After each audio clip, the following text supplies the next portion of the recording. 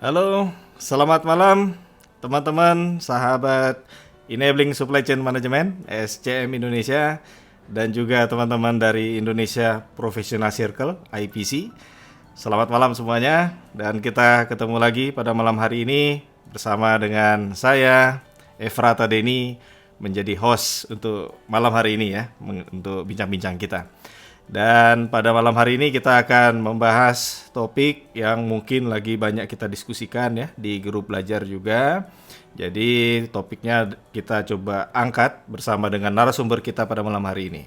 Dan kita akan bahas mengenai penerapan dan harmonisasi Undang-Undang Ciptaker dan Undang-Undang Nomor 13 Tahun 2003. Dan kita akan langsung dengarkan pemaparannya dari Husodo and Partners Law Firm, dan kita akan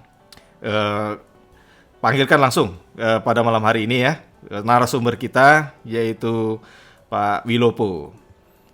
Halo, selamat malam Pak Wilopo, Bro Wilopo Selamat ya. malam. Ya, Bro. Selamat malam, Bro Efrata, dan selamat malam juga peserta webinar kali ini. Ya, apa kabar nih Bro malam hari ini? Ya, kabar baik. Luar biasa. Ya, kalau lokasi ada di mana nih Bro sekarang? Saya di Jakarta Selatan, di daerah Pancoran. Ya, jadi Bro Efrata di mana? kalau saya lokasi di Bandung nih Bro. Jadi kita beda Oh, kota ya. iya. Tapi bisa di satu channel, satu layar pada malam hari ini. Ya, terima kasih ke Iya, teknologi. iya. Ya. Nah, terima kasih pertama-tama Bro Wilopo sudah meluangkan waktu untuk sharing mengenai topik kita pada malam hari ini. Dan ini merupakan kali kedua ya sharing di IPC dan juga di Iya, SCM betul. Channel. Ya, dan mungkin teman-teman ada yang belum kenal. Nah, silakan Bro Wilopo untuk memperkenalkan diri, untuk menyampaikan mungkin juga kegiatan Husodo and Partners ini apa saja solusi yang ditawarkan. Ya, silakan Bro Wilopo. Ya, terima kasih, Bro Efrata. Ini kali kedua saya sebagai narasumber di teman-teman IPC dan ISCM, dan bicara untuk kedua kalinya juga mengenai ketenagakerjaan khususnya Ciptaker. Mungkin bagi yang baru gabung di webinar kali ini, saya perlu perkenalkan diri dulu. Nama saya Wilopo Husodo, selaku managing partner dari kantor hukum Husodo and Partners, di mana banyak pengalaman saya khususnya mengenai perkara-perkara di bidang ketenagakerjaan. Ya, mungkin itu secara singkat. Untuk lebih detail mengenai Husodo and Partners nanti bisa cek di website kita www.husodolocum.com. Terima kasih Bro Efrata, begitu aja ya. Ya, wah, terima kasih nih Bro Wilopo. Dan juga sebenarnya kita ada pembicara yang satu lagi nih ya, Bro Habib. Cuman infonya laptopnya masih bermasalah. Jadi malam hari Iya, ini hanya Bro Wilopo saja ya. iya betul. Bro Habib sudah nyampaikan permintaan maaf untuk nggak bisa hadir sebagai narasumber, dan selanjutnya biar saya yang menjadi narasumber di webinar kali ini. Ya, tapi nggak grogi ya Bro? Enggak, udah dua kali, nggak Udah perlu dua grogi kali lah. ini ya, jadi udah Iya, biasa lah ya. Ya, baik iya, Bro. Ya, seperti biasanya, jadi kita lanjut ke sesi menti.com dulu ya. iya. Ya, baik teman-teman, silakan untuk disiapkan handphonenya, kemudian laptop ataupun gadgetnya, dan buka browser favorit Anda. Kemudian buka www.menti.com dan masukkan kode di situ 938976. Nah, nanti ada pertanyaan satu kata mengenai ketenaga kerjaan. Nah, silakan teman-teman bisa diisikan di sana. Satu kata mengenai ketenaga kerjaan. www.menti.com, kemudian kodenya 938976. Ya, silakan dimasukkan untuk sesi interaktif ini, teman-teman. Jadi kita nanti akan lihat sama-sama ya. Menurut teman-teman apa sih yang tersirat di benak teman-teman kalau udah dengar kata ketenaga kerjaan. Nah, ini udah masuk nih Bro Wilopo, ada mengatakan PHK. Wah, PHK buruh serikat pekerja. Nah, ini kira-kira nyambung nggak ya mengenai ketenaga kerjaan nih Bro Wilopo? Oh iya, ini inti dari ketenagakerjaan ada di sini, tiga kata ini. Oh ya, itu ya. Kemudian ada upah. Ya, betul. Wah, Mm-mm. Nah ini PHK kita lihat semakin besar nih bro. Apa maksudnya nih dari pihak yang mem-PHK atau yang di PHK kira-kira ya? oh iya, ini isu yang sangat ini ya, sangat krusial di era pandemi ini. Gelombang PHK itu udah jutaan di seluruh Indonesia. Oh banyak ya. Iya. Hmm. Nah ini kira-kira kalau untuk yang kita bahas ini akan mengakomodir yang mana nih? Yang mem-PHK atau di PHK nih bro? Ya, tentunya dalam webinar kali ini saya akan objektif aja membahas mengenai prosedur atau ketentuan yang seharusnya ya. Ya. Kan banyak prakteknya menyimpang dari ketentuan yang ada.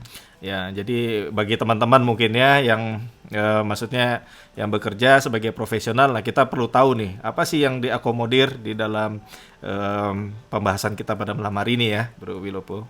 Iya. Nah, kemudian ada sangon, outsource. Nah, ini kira-kira yang mana nih yang menarik nih, Bro Wilopo? Yang menarik nih kayaknya tenaga kontrak, terus pesangon dan PHK ya. Mm-mm. Ini isu yang paling menarik di Ciptaker kali ini itu sih biasanya seputar itu. Mm-mm. Nah, ini kemudian ada yang mengatakan perusahaan. Nah, ini apakah hanya berlaku di perusahaan saja nih, Bro? Iya, sebenarnya sih pada intinya di setiap badan usaha dalam bentuk apapun, perusahaan maupun yayasan itu sudah wajib tunduk pada Undang-Undang 13. Iya, jadi ini ya undang-undang ini harus maksudnya kita harus update ya mengenai pengetahuan undang-undang ini. Iya. Dan juga ada pengangguran. Nah, ini kok ada yang mengatakan pengangguran malah ya, Bro? Gimana Wah, nih? ini menarik nih. Pengangguran kali ini nanti di Undang-Undang Ciptaker ada namanya JKP, Jaminan Kehilangan Pekerjaan. Ya, Jadi bisa dapat kompensasi di situ kalau dia tidak punya pekerjaan. Jadi ini ya, wah menarik nih sesuatu yang baru ya. Nah kemudian ada yang mengatakan pandemik. Nah nih apakah karena pandemik nih baru muncul undang-undang ini atau gimana nih maksudnya?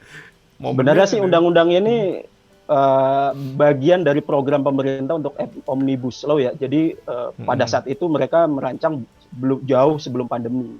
Cuman memang kalau dikaitkan dengan pandemi ya memang undang-undang ini lahir pada saat puncaknya pandemi kemarin November ya 2020. Oh iya ya, jadi mungkin oleh karena itu teman-teman ada yang mengatakan pandemi ya. Iya. Kemudian ada mengatakan tenaga kontrak nih. Nah ini bagaimana nih Bro Wilopo? Ya, tenaga kontrak ini ada yang mengartikan dia PKWT, tapi banyak juga yang menyamakan tenaga kontrak juga outsourcing, padahal itu dua hal yang berbeda. Ya, jadi nanti akan dibahas juga nih beda dua-duanya itu. Iya, betul. Wah, ini makin seru nih ya teman-teman. Nanti kita akan banyak belajar. Nah, kemudian ada mengatakan perjanjian. Nah, ini maksudnya perjanjian apa nih, Bro ya? Kalau perjanjian itu? Perjanjian di sini pada umumnya perjanjian kerja. Di situ diatur ada perjanjian kerja permanen atau karyawan permanen atau perjanjian kerja waktu tertentu atau dengan istilah yang tadi disebutkan tenaga kontrak atau karyawan kontrak. Ya, jadi lebih ke arah perjanjian tersebut ya. Bukan perjanjian yang lain ya, perjanjian nikah misalnya bukan ya pasti. Wah, bukan, jauh melenceng itu. Ya, nah kemudian ada yang mengatakan kerja. Wah iya, karena ketenaga kerjaan jadi harus kerja atau gimana ini? Iya, Bro? betul. Harus kerja. Ini undang-undang ini untuk orang yang bekerja. Wah, bekerja. Iya. Iya, menarik ya. Nah ini, kemudian ada pro ke siapa? Nih ada yang mengatakan maksudnya apa ya? Pro ke siapa kira-kira?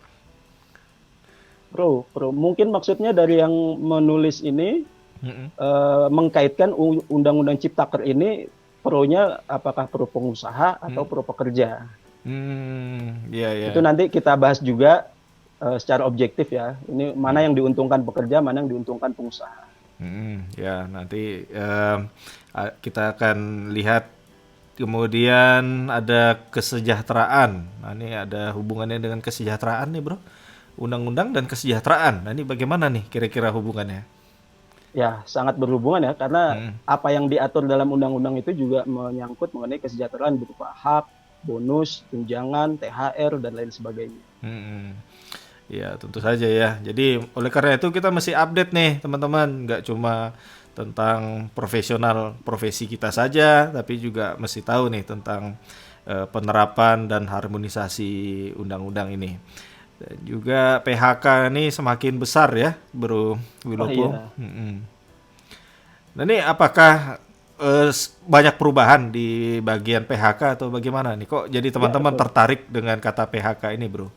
Iya, betul sekali. Di sini konsep yang dianut oleh Undang-Undang Ciptaker itu agak Mm-mm. sedikit berbeda mengenai PHK daripada yang dianut oleh Undang-Undang 13 Mm-mm.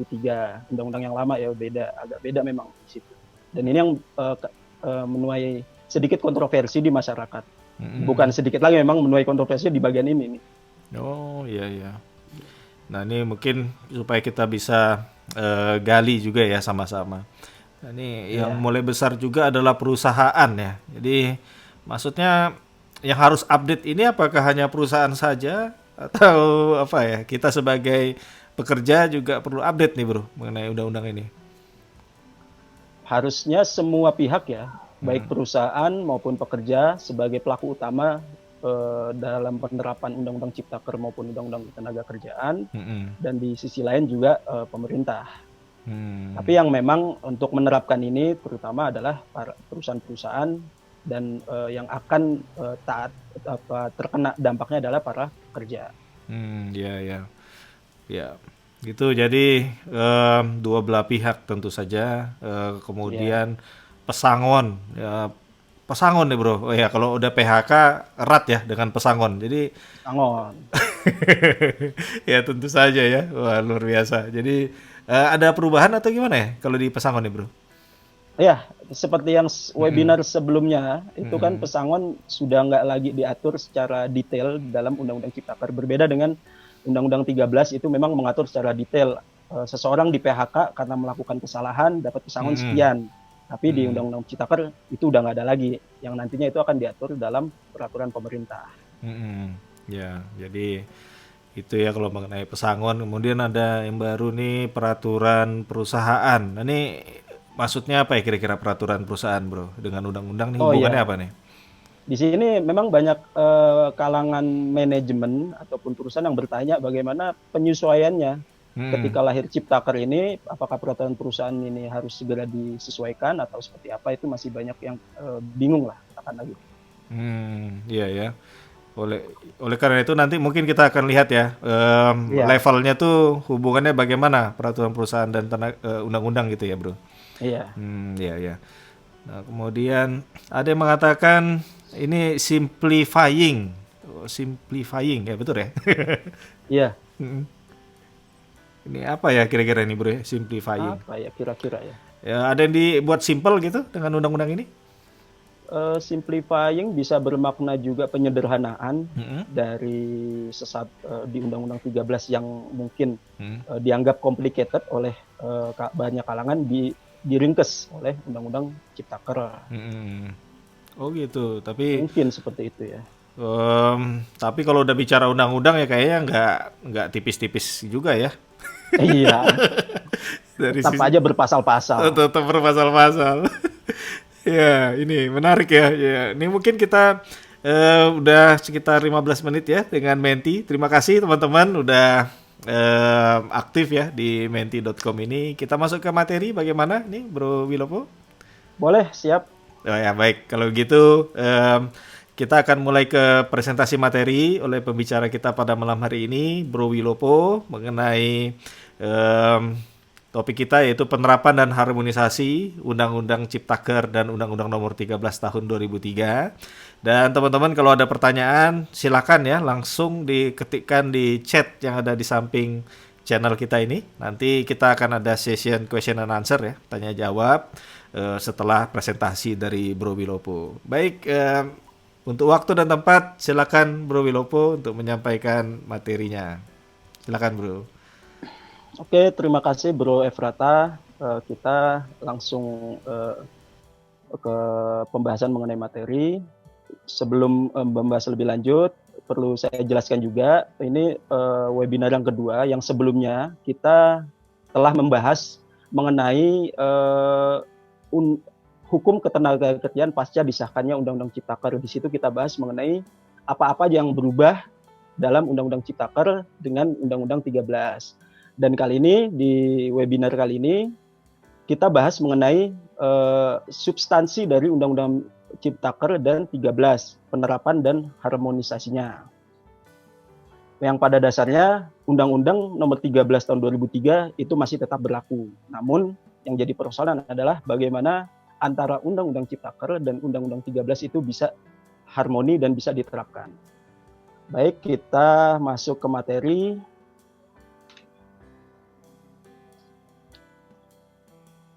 Mengenai Undang-Undang Ciptaker ini, kita tahu bersama pemerintah sudah mengesahkan pada tahun 2020 yang lalu, yaitu tepatnya pada bulan November.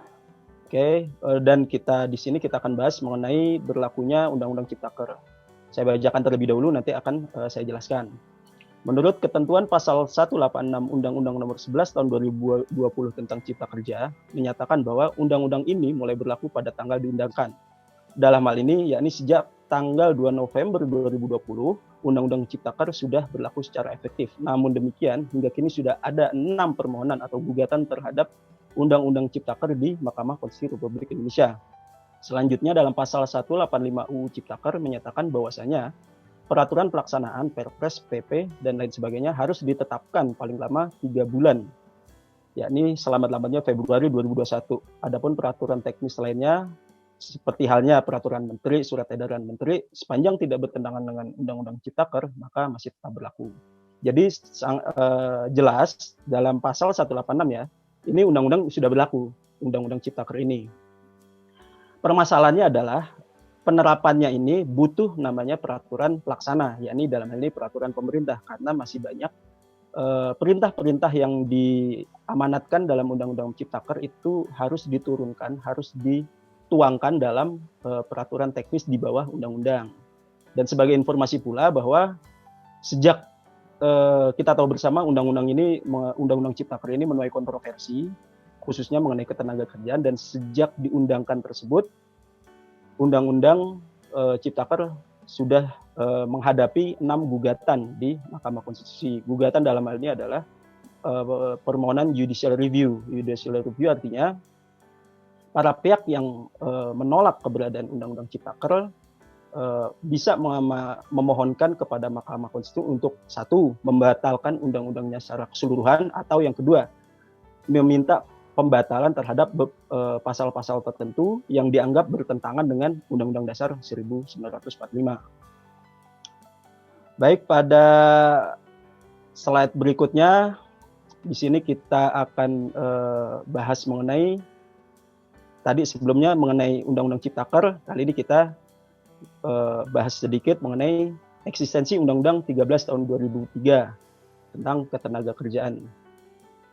Pada dasarnya Undang-Undang 13 2003 juga masih tetap berlaku sepanjang pasal-pasal yang ada dalam Undang-Undang 13 2003 tidak diubah atau dihapus oleh Undang-Undang Ciptaker. Dalam hal ini ada 31 pasal yang diubah, 29 pasal yang dihapus, dan 13 pasal baru yang disisipkan atau ditambahkan. Tidak menutup kemungkinan akan ada perubahan lagi, yaitu berupa perubahan redaksi maupun penghapusan jika beberapa gugatan dalam MK itu dikabulkan. Namun demikian, sepanjang MK belum menjatuhkan putusan, maka Undang-Undang Ciptaker masih berlaku efektif sebagaimana sejak pengundangan. Sehingga juga dapat dikatakan Undang-Undang Ciptaker juga merupakan sebenarnya perubahan terhadap Undang-Undang 13. Di sini ditekankan bahwasanya eksistensi dari Undang-Undang 13 itu masih tetap ada. Namun ada beberapa pasal yang memang diubah oleh Undang-Undang Ciptaker. Terus ada pasal yang dihapus secara tegas, jadi dengan demikian pasal tersebut sudah tidak berlaku.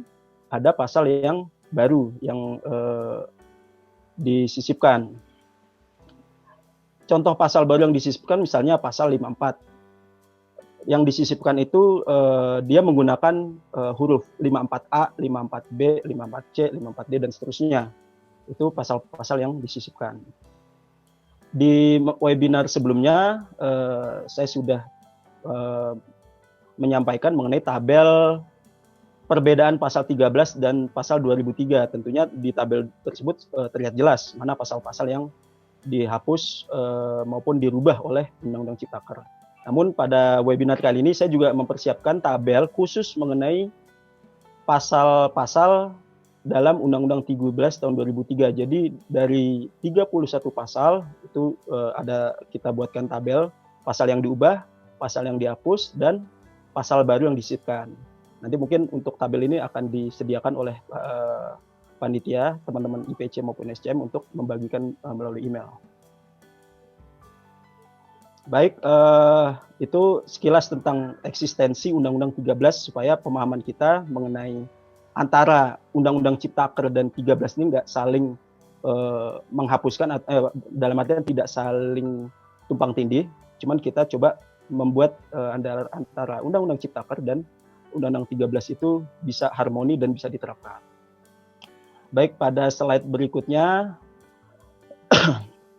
di sini kita untuk sekedar wawasan umum mengenai hierarki perundang-undangan, karena kita akan masuk dalam materi mengenai peraturan pelaksanaan. Hierarki undang-undangan mengacu pada Undang-Undang Nomor 12 Tahun 2011 beserta perubahannya. Undang-undang tertinggi adalah Undang-Undang 1945. Kemudian di bawahnya ada TAP MPR, di bawahnya lagi ada undang-undang maupun Perpu, peraturan pemerintah pengganti undang-undang. Di bawahnya ada peraturan pemerintah, lalu peraturan presiden, lalu ada peraturan daerah provinsi, serta terakhir adalah perda kabupaten atau kota. Nah, posisi daripada Undang-Undang Ciptaker kalau dilihat dari hierarki perundang-undangan adalah pada urutan ketiga.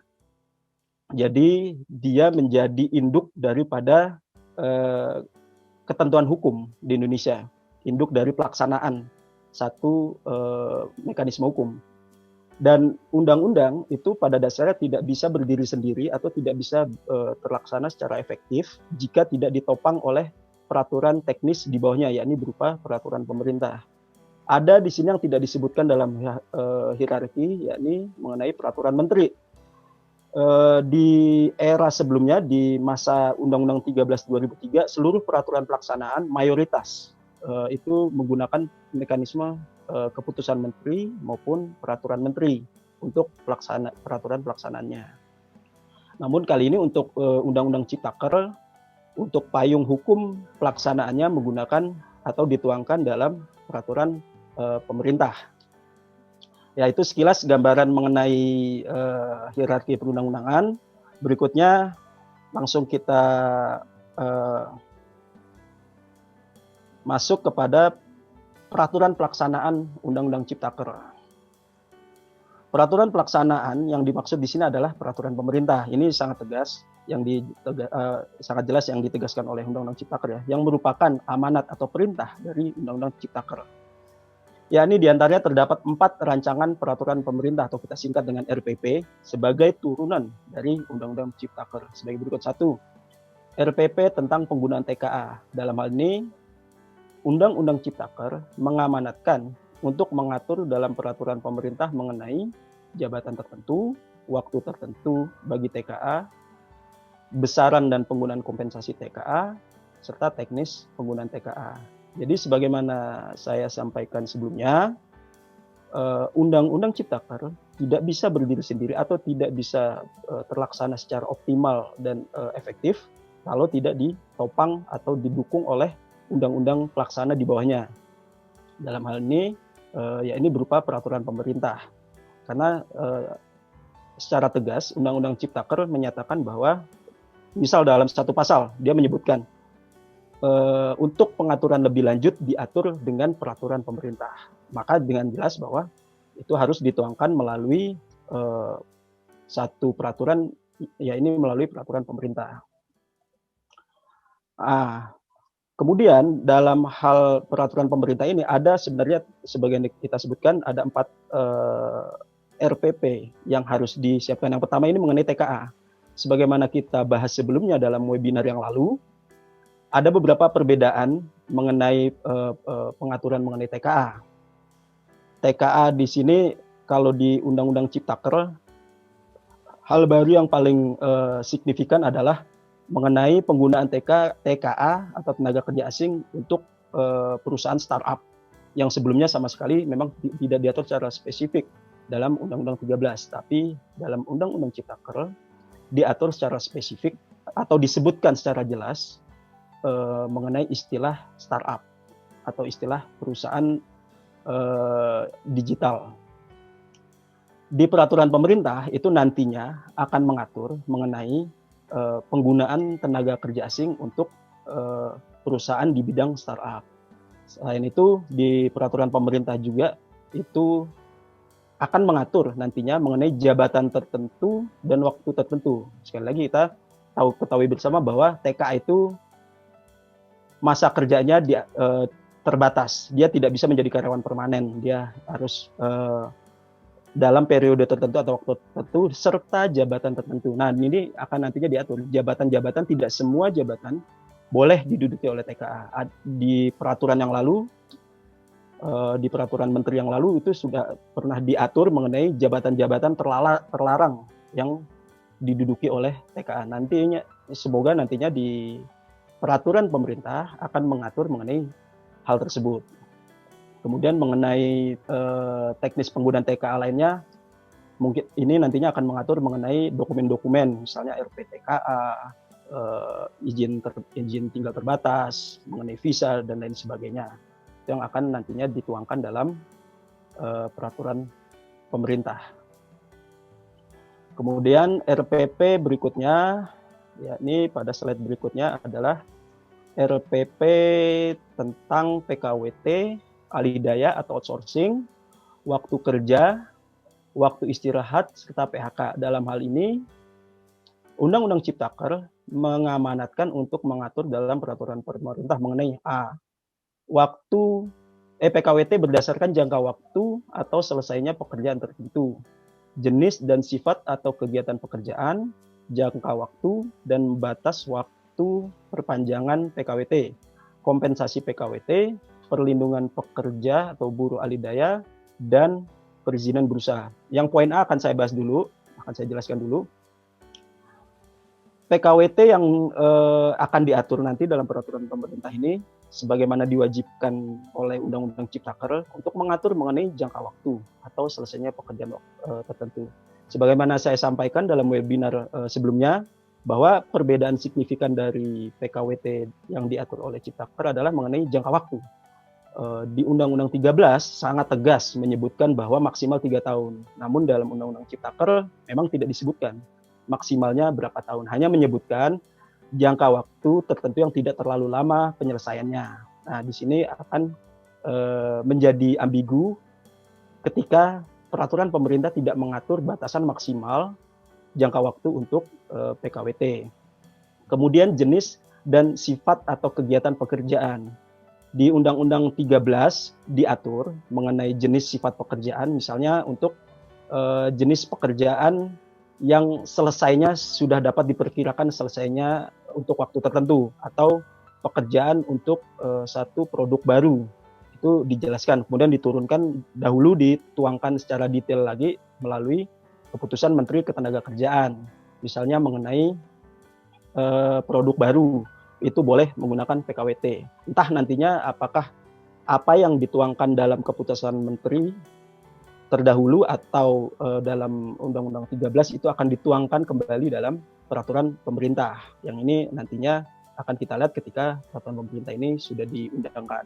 Kemudian yang menarik lagi, yakni mengenai kompensasi PKWT, yang sebelumnya memang di Undang-Undang 13 tidak pernah mengenal kompensasi PKWT, kecuali perusahaan mem-PHK karyawan kontrak di tengah jalan, dalam artian ketika jangka waktunya belum habis maka wajib membayar sisa gaji sampai dengan kontrak selesai. Tapi ini berbeda. Kompensasi PKWT yang dimaksud dalam Undang-Undang Ciptaker adalah ketika kontrak sudah habis namun perusahaan tidak memperpanjang kontrak tersebut dan para pekerja sudah tidak bekerja lagi, dan di sini kewajiban dari perusahaan untuk memberikan kompensasi kepada pekerja tersebut. Namun dalam Undang-Undang Ciptaker tidak disebutkan mengenai rumusan atau formula perhitungan dari besaran kompensasi yang nantinya akan diatur dalam peraturan pemerintah. Perlindungan pekerja atau buruh alidaya dan perizinan berusaha ini terkait dengan outsourcing. Alidaya ini outsourcing, itu diatur nantinya akan diatur mengenai perlindungan karyawan outsourcing. Memang di Undang-Undang Ciptaker ini berbeda pengaturannya daripada di Undang-Undang 13 tahun 2003 mengenai outsourcing ini. Di Undang-Undang Ciptaker itu tidak menyebutkan secara tegas bahwa outsourcing hanya diperuntukkan untuk pekerjaan utama. Di Undang-Undang 13 disebutkan untuk pekerjaan utama tidak boleh menggunakan outsourcing. Bahkan di penjelasan dari undang-undang tersebut dan diturunkan dalam peraturan menteri terdahulu, jenis-jenis pekerjaan outsourcing itu juga diatur dan secara tegas disebutkan. Misal untuk security, catering, driver, itu diatur secara tegas. Entah nantinya apakah dalam peraturan pemerintah ini akan mengatur kembali atau justru ada penambahan baru mengenai jenis-jenis pekerjaan yang akan di-outsourcing. Kemudian pada poin B, waktu kerja pada sektor usaha atau pekerjaan tertentu, waktu kerja lembur, upah kerja lembur, perusahaan tentu yang menerapkan istirahat panjang. Nah, pada poin B kali ini memang ketika Undang-Undang Ciptaker belum disahkan, banyak informasi yang tersebar di masyarakat bahwasanya cuti akan dihilangkan, lembur juga akan berkurang, terus upah lembur akan mengalami pengurangan dan lain sebagainya. Namun pada dasarnya di sini tidak ada perubahan yang cukup signifikan mengenai waktu kerja, waktu lembur, upah kerja lembur, serta perusahaan tentu yang menerapkan istirahat panjang. Memang khusus untuk istirahat panjang di Undang-Undang 13 disebutkan secara tegas. Namun di Undang-Undang Ciptaker tidak menyebutkan secara tegas mengenai istirahat panjang. Istirahat panjang yang saya maksud di sini adalah cuti selama 2 bulan bagi pekerja yang sudah bekerja selama 5 tahun berturut-turut. Ini secara detail diatur dalam peraturan atau keputusan menteri, tapi nantinya di Ciptaker akan diatur dalam peraturan pemerintah. Kemudian pada poin C, RPP ini juga akan mengatur tata cara PHK, pemberian uang pesangon, uang penghargaan masa kerja, dan uang penggantian hak. Sebagaimana di session sebelumnya, Pak di menti.com sebelumnya itu tulisan PHK itu begitu. Memang concern dari masalah yang utama juga dalam Undang-Undang Ciptaker ini, yakni mengenai PHK, pemberian pesangon, PHK dan kompensasi. Mungkin saya singkat seperti itu. Dalam artian bahwa PHK dan pesangon itu saling berkaitan. PHK yang diatur dalam Undang-Undang Ciptaker itu tidak sedetail yang diatur dalam Undang-Undang 13. Seluruh pasal PHK mulai dari pasal 158 sampai 170 berapa, saya agak kurang lupa, itu sudah dihapus semua oleh Undang-Undang Ciptaker dan diringkes jadi dalam satu pasal. Di Undang-Undang 13, setiap jenis PHK diatur dalam satu pasal. Misal, PHK karena melanggar peraturan perusahaan. Karyawan yang melanggar peraturan perusahaan setelah diperingatkan 3 kali, maka diproses untuk dilakukan pemutusan hubungan kerja. Dan selanjutnya diatur juga mengenai besaran pesangon. Misalnya, pesangon mendapatkan 1 kali pesangon, terus kemudian uang penghargaan masa kerja, dan uang penggantian hak. Namun di Undang-Undang Ciptaker tidak sedetail itu. Di Undang-Undang Ciptaker hanya mengatur mengenai jenis-jenis PHK secara umum. Misal, 1 PHK karena akuisisi, 2 PHK karena pelanggaran peraturan perusahaan, 3 poin C misalnya PHK karena melakukan tindak pidana atau ditahan oleh kepolisian. Tapi tidak mengatur berapa besaran pesangonnya. Nantinya besaran pesangon ini akan diatur dalam peraturan pemerintah. Nah, di sini kita belum dapat informasi pasti mengenai apakah nantinya akan sama besaran pesangon dengan yang ada atau diatur dalam Undang-Undang 13 tahun 2003. Dan agak ada sedikit resiko ketika ini diatur dalam peraturan pemerintah, yakni adalah peraturan pemerintah tidak sekuat undang-undang. Dalam artian bahwa siapapun yang akan jadi pemerintah nantinya, presidennya siapapun nantinya, akan dengan mudah mengganti peraturan mengenai pesangon dan lain-lain ini. Beda dengan ketika pesangon dan lain-lain dituangkan dalam undang-undang. Ketika mau mengubahnya, maka harus mendapat persetujuan DPR. Terus presiden berembuk dengan DPR. Lebih kuat kalau diatur dengan undang-undang. Ya, entah nantinya akan seperti apa yang dituangkan dalam peraturan pemerintah. Kemudian ada penggantian hak. Penggantian hak ini kita masih pada poin C. Penggantian hak ini sebagaimana saya sampaikan sebelum di webinar sebelumnya, ada yang hilang poin penggantian hak.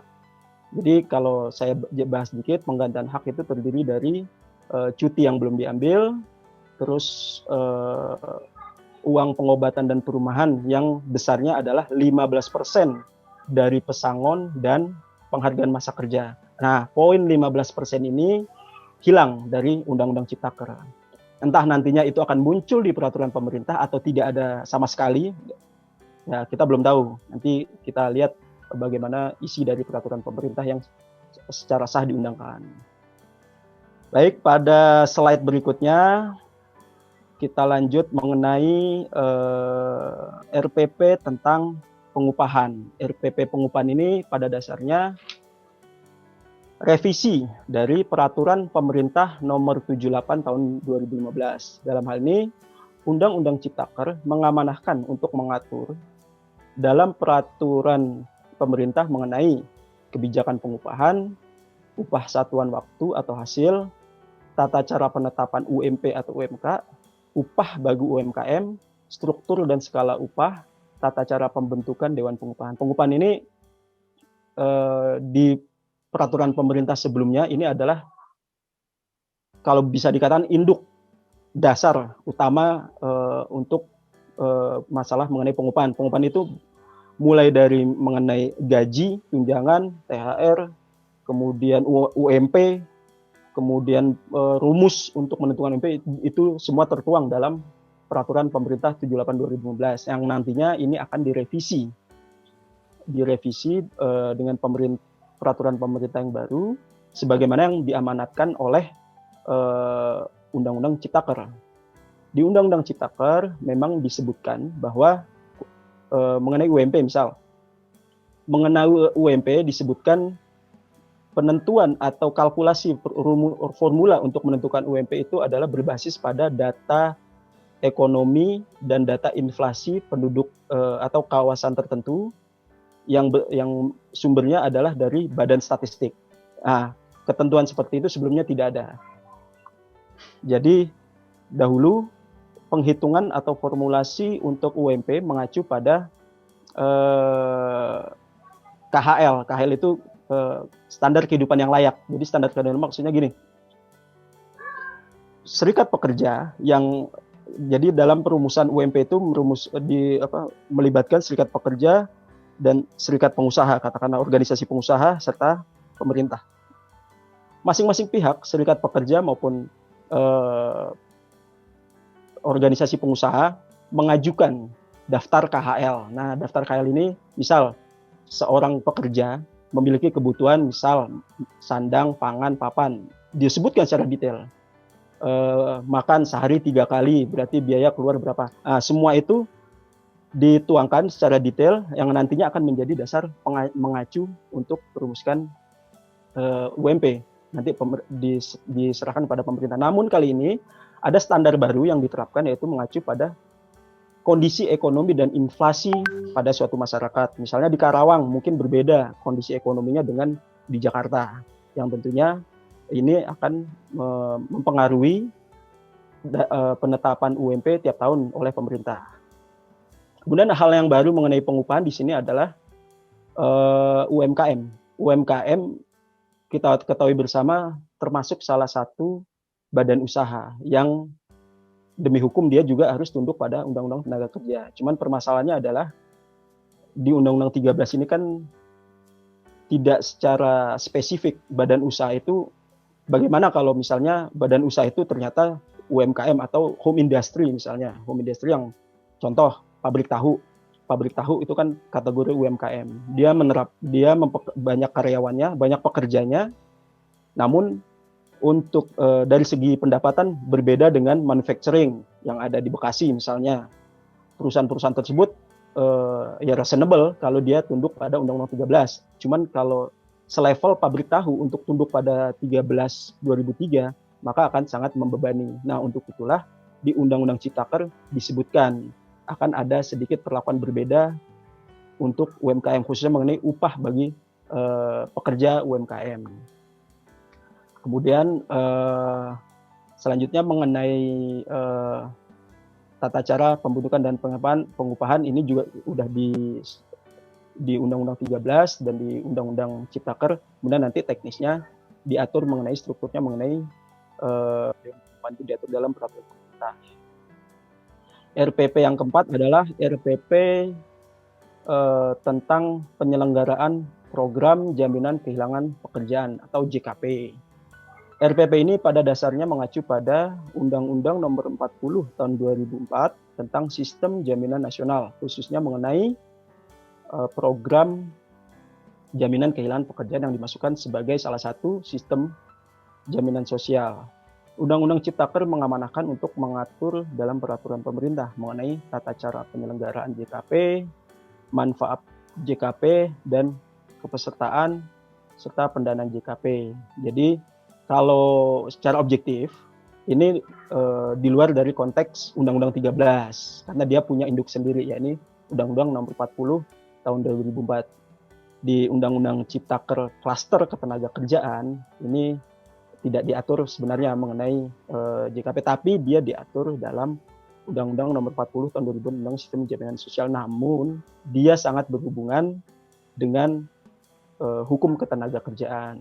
Kita tahu BPJS ini tunduknya ke undang-undang ini. Nantinya salah satu program baru kita tahu ada jaminan hari tua, jaminan kecelakaan kerja, jaminan kematian, dan lain sebagainya. Nanti akan ada ketentuan baru mengenai jaminan kehilangan pekerjaan. Namun yang tidak diatur dalam Undang-Undang 40 ini tidak diatur mengenai seperti apa, siapa yang berhak untuk mendapatkan JKP, terus syarat-syaratnya itu untuk pencairan JKP seperti apa, terus manfaat atau sistem pendanaan JKP seperti apa. Kalau mungkin BPJS kita tahu bersama bahwa pendanaan atau iurannya itu bisa bayar sendiri atau dibayarkan oleh perusahaan.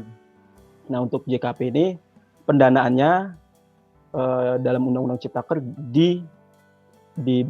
dibayarkan oleh pemerintah pusat. Kemudian nantinya dalam peraturan pemerintah tentunya akan diatur secara detail mengenai kepesertaan. Apakah setiap orang atau semua pekerja wajib untuk JKP atau sifatnya itu harus diajukan terlebih dahulu baik oleh perusahaan maupun oleh pekerja. Terus kemudian cara penyelenggaraannya, kepesertaannya, kemudian mengenai pencairannya. Misal pencairannya itu karena di Undang-Undang Ciptaker tidak diatur, maka akan menjadi masalah ketika tidak diatur mengenai mekanisme pencairan. Misalnya, apakah karyawan yang baru bekerja 6 bulan, kemudian dia nganggur setelah di PHK, kemudian dia bisa mencairkan itu tentunya perlu diatur. Karena kalau tidak diatur secara detail, misalnya minimal dia setahun telah menjadi peserta dari JKP, baru ketika dia mengalami dalam kondisi tertentu dia mengalami PHK dan tidak punya pekerjaan dalam jangka waktu misal 5 bulan, itu dia baru berhak mencairkan JKP. Dan nantinya juga akan diatur mengenai besarannya berapa sih untuk bisa mencairkan JKP. Beda dengan misalnya JHT untuk usia tertentu udah nggak bekerja lagi, nanti baru bisa mencairkan dengan syarat ada surat, misalnya ada surat keterangan dari perusahaan yang bersangkutan.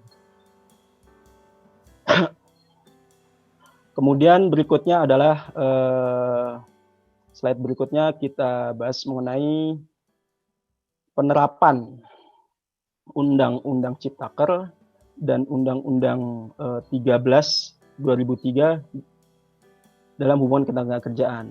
Konteks hubungan ketenagakerjaan di perusahaan pada dasarnya mengacu pada peraturan perundang-undangan, perjanjian kerja bersama atau PKB, peraturan perusahaan, dan perjanjian kerja. penyesuaian ketentuan Undang-Undang Ciptaker dalam PP PP di sini maksudnya adalah peraturan perusahaan maupun PKB tentunya dapat diterapkan secara penuh. Belum dapat diterapkan secara penuh karena ketiadaan peraturan pemerintah sebagai peraturan pelaksana. Oleh karena itu, PP atau PKB yang masih berlaku tetap dapat dilaksanakan hingga habis jangka waktunya. Dan selanjutnya dilakukan penyesuaian terhadap Undang-Undang Ciptaker dan peraturan pemerintah. Adapun jika terdapat persisian tenaga kerjaan, misal PHK, persisian hak, dan lain-lain, maka dapat merujuk pada Undang-Undang Ciptaker dan juga Undang-Undang 13 tahun 2003.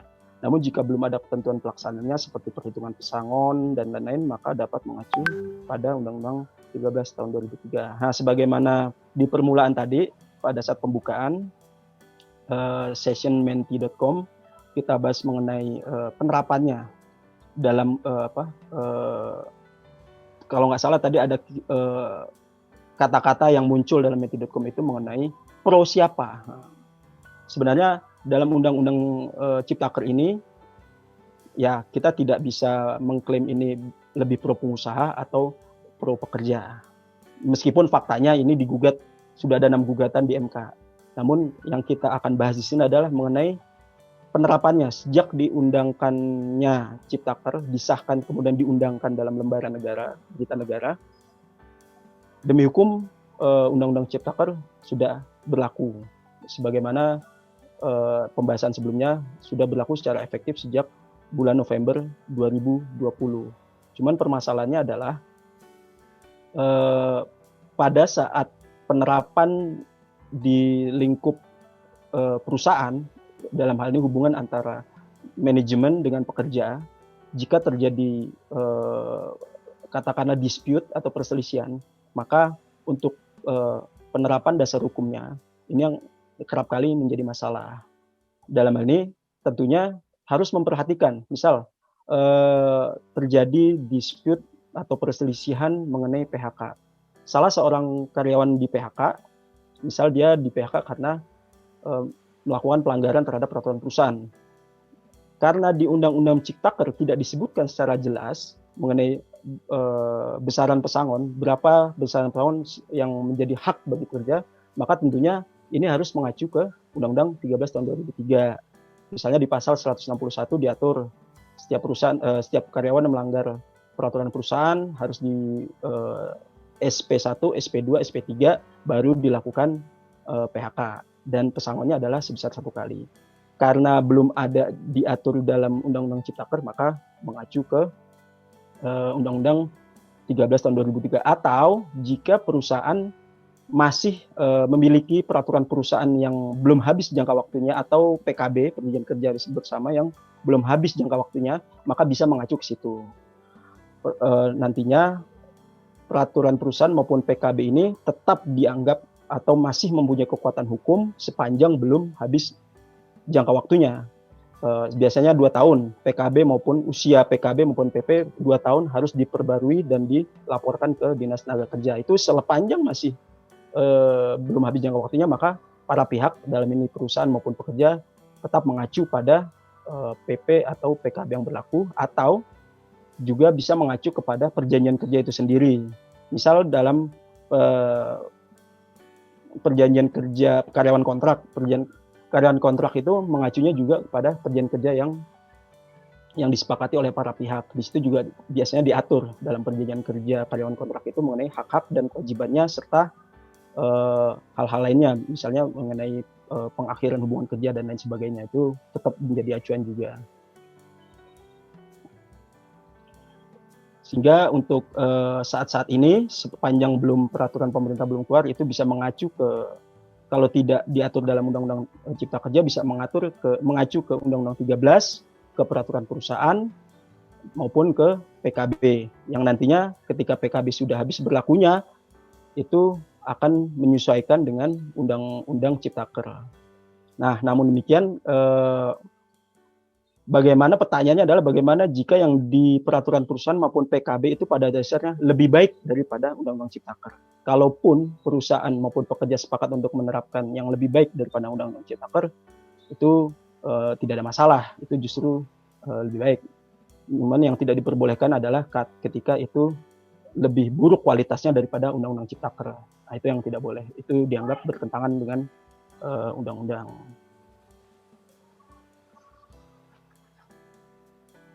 Terlebih di era pandemi ini banyak terjadi PHK, dan ini akan menjadi persoalan ketika antara Undang-Undang Ciptaker dan peraturan pemerintahnya itu belum keluar. Ini akan menjadi banyak persoalan yang nantinya di Undang-Undang di peraturan pemerintah ini berharap segera keluar dan bisa berlaku secara efektif demi kepastian hukum.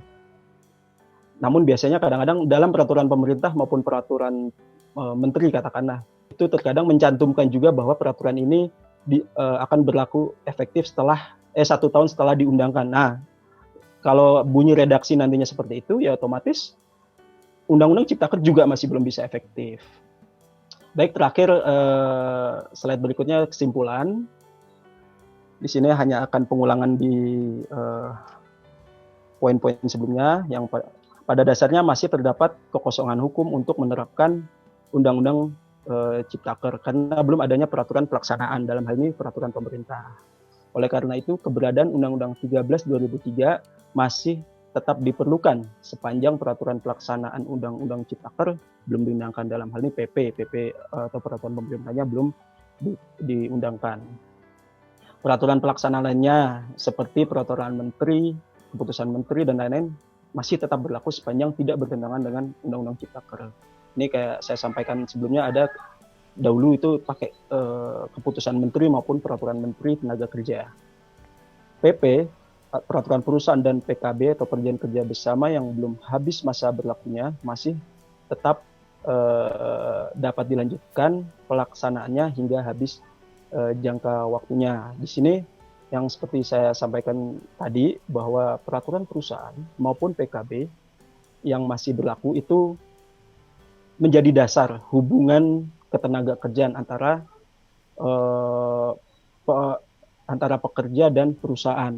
Itu menjadi hubungan hukum di antara para pihak yang nantinya kalau sudah habis jangka waktunya, ya tentunya akan bisa disesuaikan atau diperbincangkan antara pekerja dan perusahaan untuk menyesuaikan dengan Undang-Undang Ciptaker maupun peraturan pemerintah. Namun kalau peraturan hingga habis berlakunya peraturan pemerintah belum juga keluar, maka ya secara otomatis tetap mengacu, untuk sementara tetap mengacu kepada Undang-Undang 13 tahun 2003.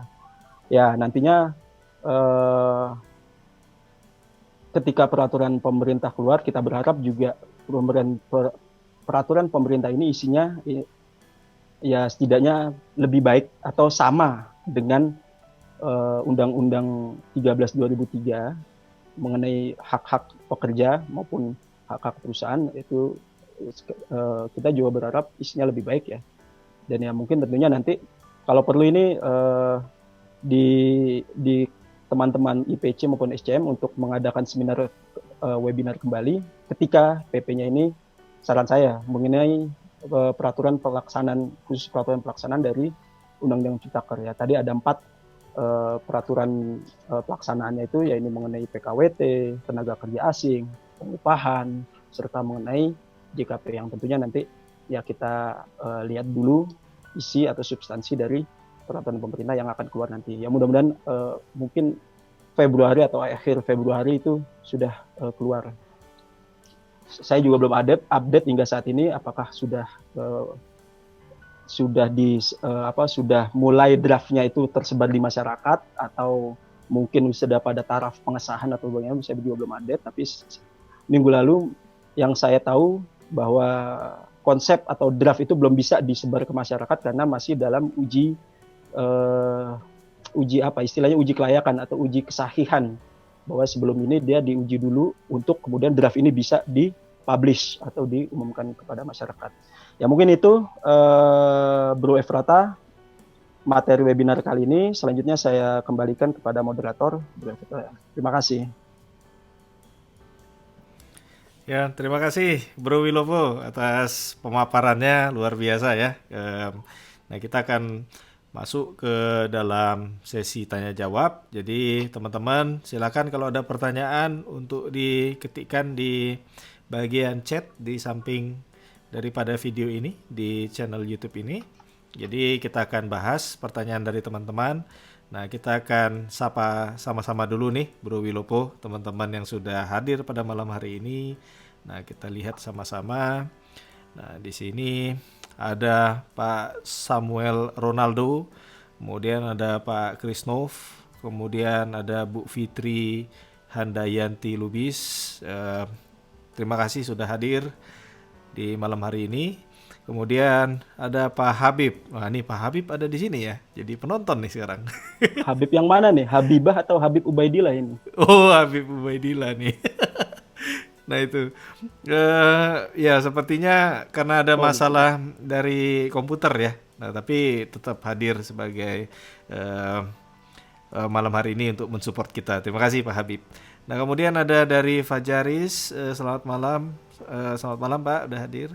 Kemudian Pak Samuel, Pak Habib, Pak Fajaris, Pak Subur, Aanbu, kemudian Pak Suburyadi. Ini ada pertanyaan nih Pak. Mohon informasi yang akurat penerapan Undang-Undang Ciptaker dan PP pelaksanaan kapan diberlakukan secara penuh. Banyak yang berharap UU Ciptaker benar-benar bisa membawa perubahan yang lebih baik bagi pekerja dan membawa perubahan mendasar baik bagi pengusaha dan pekerja. Nah ini mungkin ada komentar Pak Wilopo, Bro Wilopo, silakan Bro. langsung ya, Ya. Pak Subur. Sebagaimana tadi saya sudah jelaskan, terima kasih pertanyaannya juga mengenai informasi kapan penerapan undang-undang dan peraturan pemerintahnya. Jadi gini Pak, kalau undang-undang Ciptaker sendiri per November 2020 sudah berlaku secara efektif atau sudah harus diterapkan. Namun sayangnya undang-undang ini tidak bisa berlaku secara optimal karena tidak didukung atau disupport oleh peraturan pelaksanaannya, yakni peraturan pemerintah. Nah, yang menjadi PR adalah ketika peraturan pemerintah nanti ini kalau di Undang-Undang Ciptaker itu 3 bulan sudah harus keluar sejak November ya. Harusnya sih Februari nih sudah dipublish, sudah disahkan bahkan. Kalau dia sudah disahkan peraturan pemerintahnya dan di peraturan pemerintah itu juga menyatakan bahwa peraturan pemerintah ini juga sudah berlaku sejak tanggal pengundangan. Maka otomatis antara Undang-Undang Ciptaker dan PP itu sudah berlaku saat itu secara penuh, secara optimal. Seperti itu Pak Subur. Semoga menjawab ya Pak Subur. Nah kemudian dari Ali Frian Fajri, ya, terima kasih udah hadir Pak pada malam hari ini. Kemudian dari Pak Sony Suryawijaya ada pertanyaan nih Pak. Disampaikan tadi bahwa akan ada PP mengatur teknis dan maksimumnya adalah 3 bulan semenjak ditetapkan. Namun apabila melebihi, apakah ada kemungkinan ada peraturan intermediary? Kemudian ada tanggapan dari Pak Samuel, maksudnya peraturan intermediary apa Pak Sony? Peraturan sementara Bang. Nah itu mungkin ada komentar Pak Bro Wilopo? Kalau intermediary, saya rasa karena ini sifatnya undang-undang yang memerintahkan, maka wajib untuk segera dipenuhi. Dalam artian, kalau saya boleh bilang, kalaupun tidak keluar dalam waktu 3 bulan sejak tanggal Undang-Undang Ciptaker, maka dinyatakan bahwa pemerintah melanggar hukum, melanggar Undang-Undang Ciptaker itu sendiri karena tidak menyiapkan peraturan pemerintahnya. Kalaupun mengeluarkan peraturan intermediary, seperti apa ya maksudnya? Kalaupun sifatnya misal mengeluarkan satu peraturan, agak nggak mungkin bagi saya sih. Kalaupun dia misalnya mengeluarkan peraturan pemerintah yang menyatakan bahwa undang-undang peraturan turunan dari Undang-Undang Ciptaker akan dilaksanakan dalam paling lambat 5 bulan lagi, misalnya minta waktu 5 bulan lagi. Ya bagi saya, menurut pendapat saya juga itu tidak bisa dibenarkan, karena itu nantinya juga melanggar Undang-Undang Ciptaker itu sendiri yang memerintahkan 3 bulan sudah harus mengeluarkan peraturan pelaksanaannya. Seperti itu Bro Efrata. Ya. Nah itu semoga menjawab ya ke Pak Sony Suryawijaya. Dan Sepertinya itu adalah pertanyaan terakhir ya, dan kita sudah di penghujung acara ini 8.30 nih, tepat 1 jam kita sudah lakukan free webinar. Jadi kalau teman-teman nanti ada pertanyaan, silakan dilanjutkan di grup IPC ya, Indonesia Professional Circle. Nah nanti kita akan sama-sama akan bahas di sana. Jadi terima kasih kembali kepada teman-teman. Kalau ingin bergabung ke grup WhatsApp belajar kita, Indonesia Professional Circle, pada saat pendaftaran kan ada centang yes ya, ingin bergabung ke grup ke grup belajar kita. Jadi nanti kita akan add. Dan Bro Wilopo ada di sana ya, selama 1 minggu sebagai narasumber kita. Dan kenapa 1 minggu? Karena minggu berikutnya kita sudah ada topik yang akan kita bahas yang lain lagi. Jadi terima kasih Bro Wilopo atas malam hari ini ya, sudah sharing kembali di Enabling Supply Chain Management dan juga dari komunitas IPC, Indonesia Professional Circle. Dan mohon untuk memberikan key takeaways-nya nih kepada teman-teman nih Bro Wilopo, dan juga mungkin closing statement-nya. Silakan Bro Wilopo. Ya, terima kasih Bro Efrata. Untuk kedepannya mungkin teman-teman tidak perlu panik ataupun khawatir mengenai pelaksanaan dari Undang-Undang Ciptaker. Kita tetap bersabar untuk menunggu keluarnya peraturan pemerintah, dan di satu sisi juga kita juga belum tahu hasilnya. Ingat, di sana juga masih ada 6 gugatan di Mahkamah Konstitusi yang sedang berlangsung, dan kita tidak tahu hasilnya karena salah satu butir permohonan dari 6 permohonan gugatan itu adalah membatalkan secara keseluruhan Undang-Undang Ciptaker. Ya kita nggak tahu nanti yang dikabulkan oleh Mahkamah Konstitusi seperti apa, cuman kita selaku pekerja maupun pengusaha tetap lakukan yang terbaik untuk tunduk pada undang-undang yang berlaku 13 maupun Undang-Undang Ciptaker. Dan nantinya sebagai tambahan dari saya, teman-teman yang membutuhkan tabel perubahan dalam Undang-Undang 13 yang sudah dihapus, diubah maupun disisipkan, itu nanti bisa menghubungi ke teman-teman di IPC maupun ISCM. Terima kasih Bro Efrata, itu dari saya. Ya, terima kasih Bro Wilopo, dan itu ya teman-teman. Jadi kita akan bisa lanjutkan diskusi kita, dan terima kasih kembali kepada Bro Wilopo dari Husodo and Partners Law Firm. Terima kasih Bro. Selamat malam. Terima kasih. Malam. Selamat malam. Ya baik teman-teman, Enabling Supply Chain Management SCM Indonesia dan juga dari Indonesia Professional Circle IPC. Terima kasih karena sudah sama-sama kita bahas mengenai penerapan dan harmonisasi Undang-Undang Ciptaker dan Undang-Undang Nomor 13 Tahun 2003. Dan saya Efrata Denny undur diri, dan kita sama-sama akan lanjutkan lagi diskusinya di grup belajar kita. Jadi salam sehat selalu dan sukses selalu. Selamat malam.